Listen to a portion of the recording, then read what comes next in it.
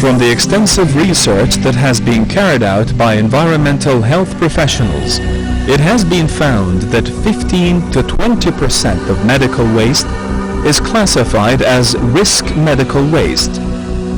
In the absence of safe management practices, this fraction has a detrimental effect to both public health and environment.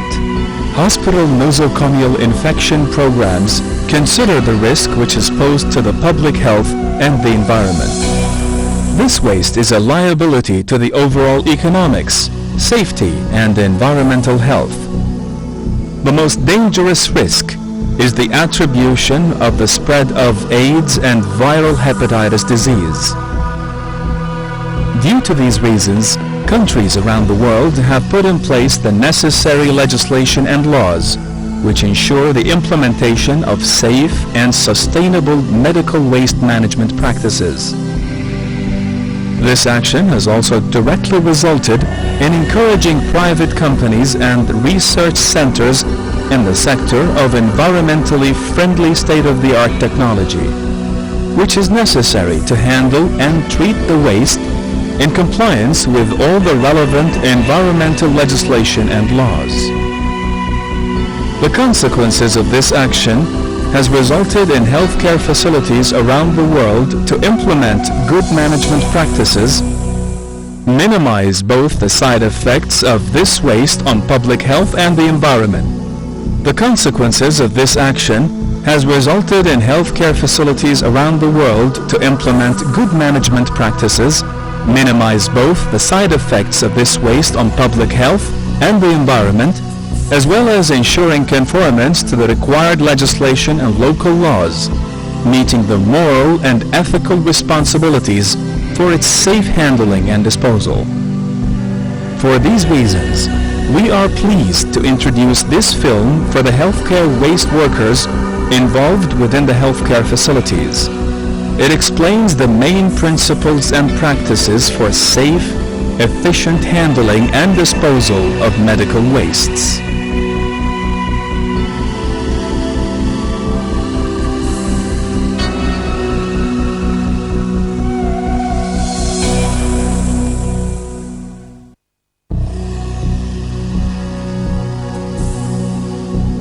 Healthcare risk waste is produced in both solid and liquid form during the diagnosis, treatment, and research of diseases affecting humans and animals. Hospitals, clinics, and other healthcare facilities around the Kingdom of Saudi Arabia produce thousands of tons of healthcare risk waste every year.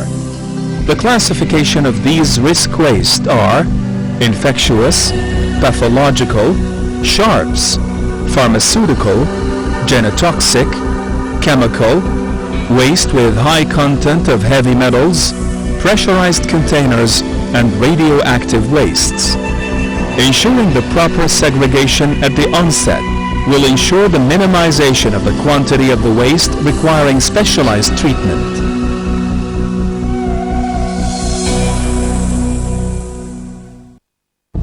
The healthcare waste officer demonstrates various samples of yellow, red, and black plastic bags which are used to collect the healthcare waste. Displays the international biohazard logo which appears on all packaging used for healthcare waste. The specification of the bags, the thickness is measured in micron, varies from 200 microns for low density to 100 microns for high density. Furthermore, the volume of the bags used for final collection depends on the size of the container.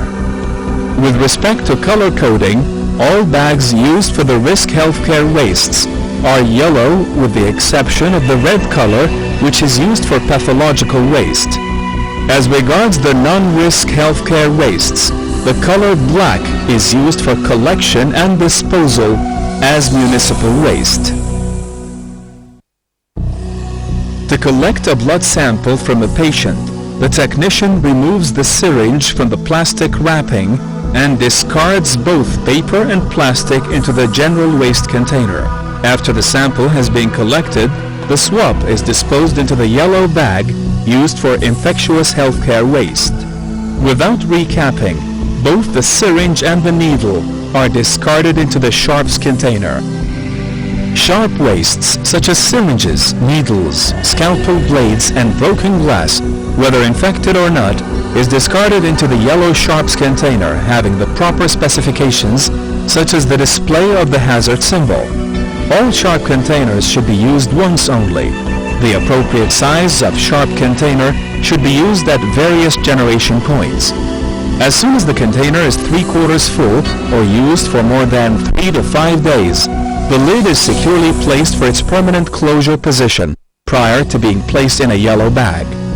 The bag is properly and correctly tied and labeled with the hospital name, department, collection date and name, and signature of the employee in charge. Small volumes of liquid chemical wastes, depending upon the characteristics, may sometimes be disposed of by slowly pouring it into the sink whilst the water is running. This is done in order to dilute to a non-harmful concentration, but it should be borne in mind the type of possible chemicals and not overusing extravagant quantities of water unnecessarily. One of the technicians collects the large quantities of hazardous chemical waste, such as regularly used solvent, to be stored for further treatment by specialized treatment companies.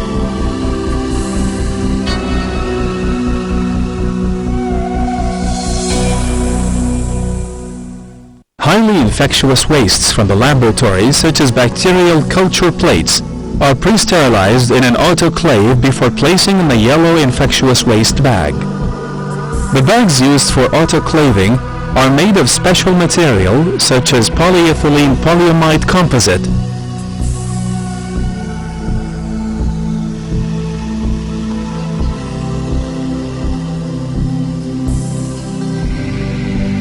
After completing microbiological examinations, the remainder samples and culture plates are collected in plastic bags suitable for sterilization and transported to an autoclave room. After autoclaving, the wastes are placed into yellow bags and properly tied and labeled before being stored with other wastes.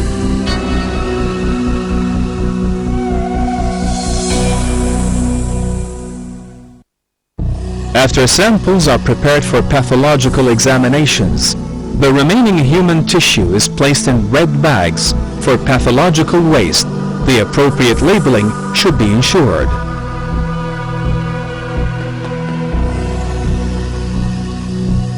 The nurse places the placenta in the red bag and labels it properly with the name of department, date and time.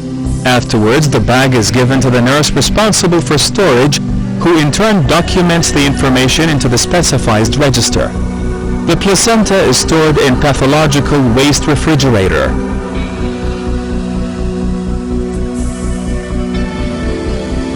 Until it is transported and dealt with in accordance to the Islamic fatwa.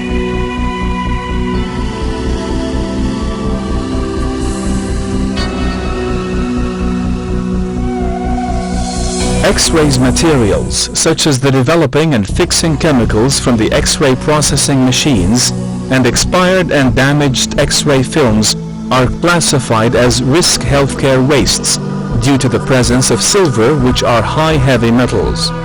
Specialized companies collect these materials to recover the silver. They should ensure compliance to the environmental regulations.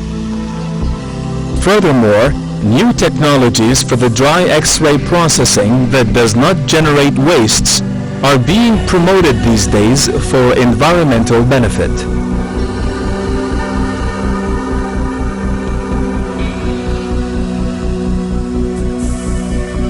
The plaster cast, which is removed from the patient, is contaminated with blood or body fluids and disposed of as infectious waste into the healthcare waste yellow bag stream. Expired and damaged medications, however, are returned to the pharmacy where the responsible pharmacists wrap and label them in order to be returned to the supplier. Specific procedures also apply to the category of cytotoxic wastes, which are collected in tightly sealed and non-leaking containers, labeled as cytotoxic waste.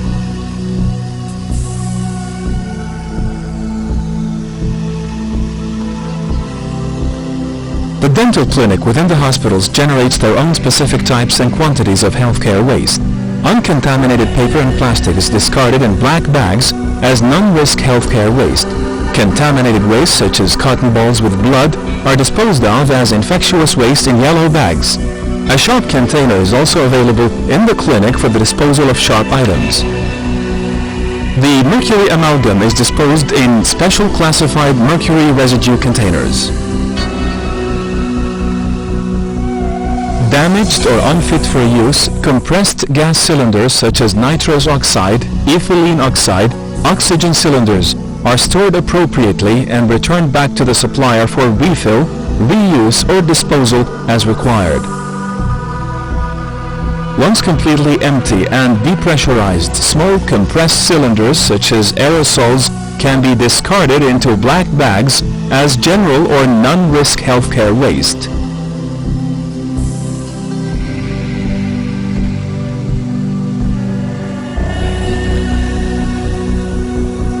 Once the bags are 3/4 full or as per the programmed cleaning schedule, the bags are removed after being tied and labeled. Here, the housekeeping laborer appointed for the risk healthcare waste has been trained to handle the bags at the top and at the safe distance from the body prior to placing into the healthcare waste collection trolley. The appropriately trained laborer having specific collection schedule different from non-risk healthcare waste collect the waste with dedicated trolley appropriately marked with the biohazard symbol. Register of the collection and quantities and types of wastes is also kept in a logbook. These wastes are stored in temporary collection store.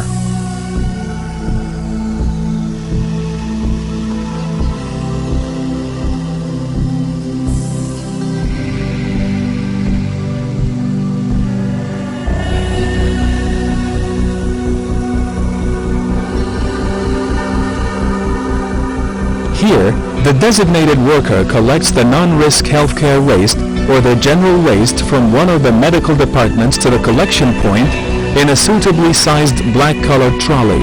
The timings for the collection schedule of this general waste are different from the risk waste in order to avoid any possible confusion.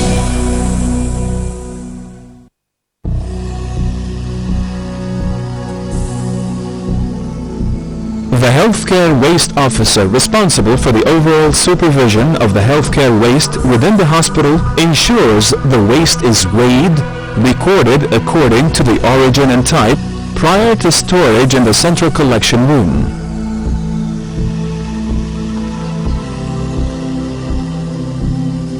Healthcare waste is kept secure and lockable within an outside storage room, pending collection by the specialized treatment contractor for off-site treatment and disposal. Requirements for the storage room include an air conditioner to maintain minimum storage temperature, well-lighted, smooth, cleanable and disinfected walls, floor drain and water source. All required cleaning materials should be available inside the room. The hospital healthcare waste officer, as the trained person responsible for healthcare waste within the hospital, is also responsible for the appraisal and review of the resources and equipment used within the hospital. The proper handover procedures for the transfer of the healthcare waste ensure that the hospital maintains its responsibility for the correct transportation, treatment, and disposal of the final treatment of the waste. The documentation of the handover of the waste at the central storage point includes the receipt of acceptance of the waste from the specialized treatment company as a verification of the off-site collection and transportation. Final verification of the treatment of the waste is subsequently returned back to the hospital by the specialized treatment company on completion of the treatment. The specialized treatment companies for the collection and treatment of the risk healthcare waste must ensure conformance to the certain minimum standards as specified in the national, regional, and international guidelines. This includes the need to ensure that the internal surface of the vehicle is leak-proof and can easily be cleaned and disinfected. Vehicles must also be equipped with the appropriate cleanup and spillage materials required to deal with any incidents. The vehicle design also requires that the compartment for the driver and laborers are separate from the containment body. The sides of the vehicle should display biohazard warning sign and description that is carrying healthcare waste together with the emergency contact number of the company. The driver should be well trained in dealing with healthcare waste.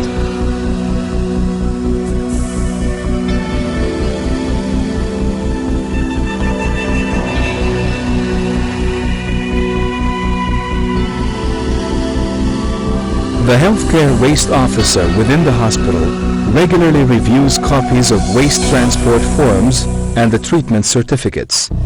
These are then recorded in the appropriate logbooks.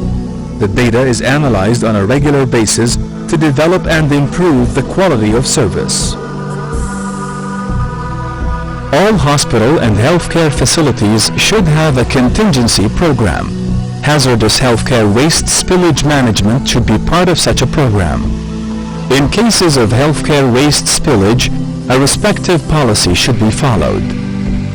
This includes informing the designated person, secure the area, provide first aid medical care to injured individuals, control the contaminated area, and disinfect the area. Where there is cytotoxic material spillage, the employee should inform those responsible at the site for the necessary actions to be taken, and a thorough investigation for the reason of the spillage.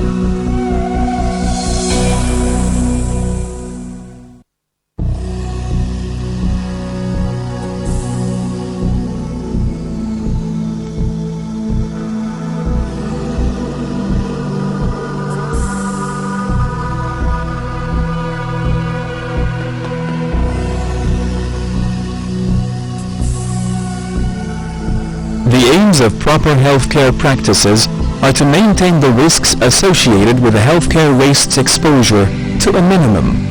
In order to achieve this goal, programs are put in place identifying the fundamentals of health and safety for each clinical and support staff handling healthcare wastes. The program includes monitoring the implementation of basic health and safety regulations. Protecting employees from infectious diseases is considered to be the most important safety indicator. Therefore, the program maintains periodic employee medical examination, administration of viral hepatitis and tetanus vaccines.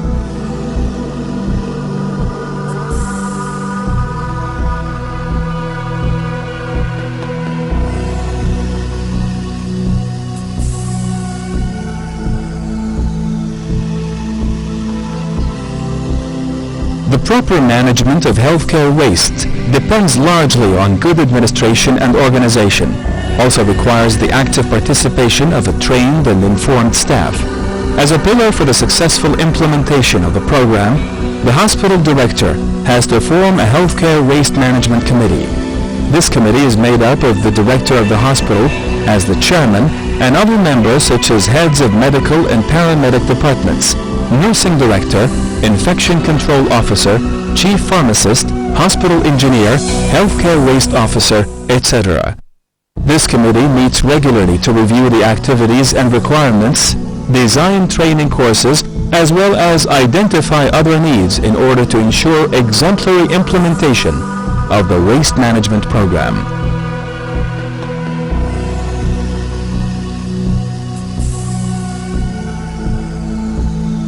Providing the comprehensive training for the hospital healthcare waste officer, who has direct responsibility for the supervision and monitoring of the healthcare waste in the hospital, is a critical part of the ongoing success of the healthcare waste program.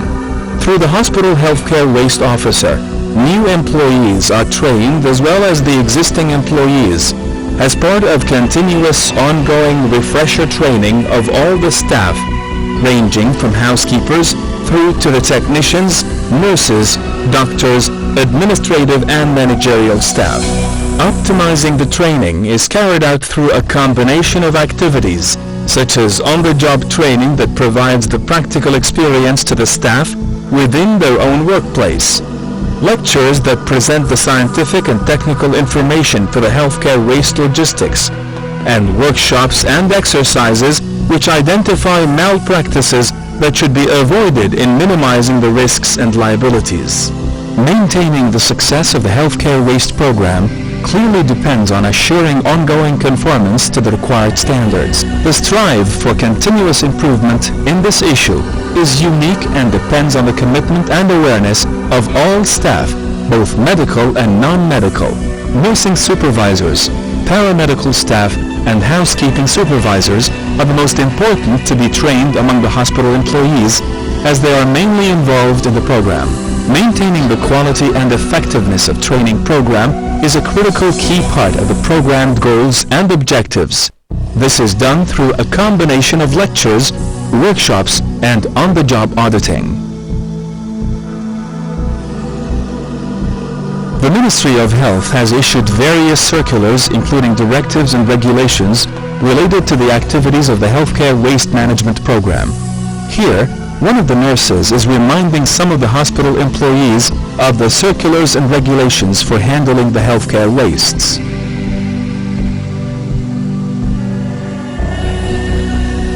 The key aim of any waste management program is waste minimization. Ensuring the correct classification of waste is clearly an important part of awareness at the generation point, which will assure that the correct quantities of risk waste are segregated and handled appropriately. The healthcare waste officer carries out the risk of the periodic auditing. The frequency, type, and extent of auditing includes the use of checklists, etc. Other factors of waste minimization are initiated through the correct purchasing and supply procedures. Biodegradable products should be preferred to other types of non-biodegradable products that have to be eventually disposed of.